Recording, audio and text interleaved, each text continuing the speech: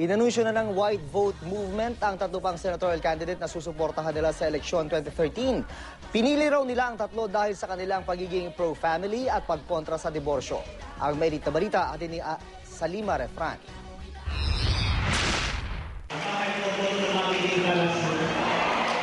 Ang pagboto sa konsensya para sa pamilyang Pilipino. Ito ang tema ng muling pag-iendorso ng White Vote Movement sa ibang kandidatong kanilang susuportahan sa Senado sa Mayo.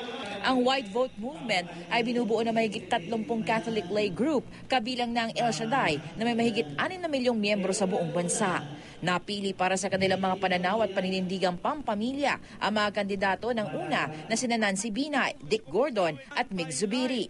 Pangunahin na naging pamantayan ang pananaw ng mga kandidato sa usapin ng pagkakaroon ng diborsyo sa Pilipinas. Yung advocacy ko talaga is to strengthen the family, and I think yun yung napakahalaga ngayon kung paano natin mapagpapatibay ang pamilyang Pilipino. Pag nag-aaral ka, tatrabaho ka, pag nag-asawa ka, dapat talagang tatangkilikin mo talaga na you will work hard to keep your marriage and to keep your family. Kung hindi ka sincere, parang kang politiko na nangako na wala kang ginawa. Badge of honor ika nga para sa akin na makasama ko yung Team Buhay dahil ako'y naniniwala talaga na dapat alagaan po natin ating pamilya, sanctity of life, sanctity of the family.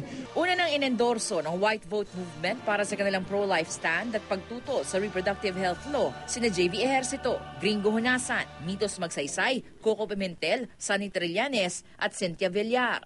Sa pag-aasawa, for example, marami ngayong broken marriages sapagkat hindi nila alam kung ano ang kalooban ng Diyos. Ang CBCP, bagamat tumayong saksi sa pag-anunsyo ng White Vote Movement, sinabing wala silang ine-endorsong kandidato. Pero importante raw na maging mapanuri ang mga botante, lalo na't maraming isyong kinakaharap ang simbahan. As early as now, meron ng mga talks ng divorce and other bills that will weaken the family. So we are hoping that through this lay initiative tulad ng White Vote Movement and other movements, ang maihalal ay yung mga pro-family na mga kandidato. Salima Refran, GMA News.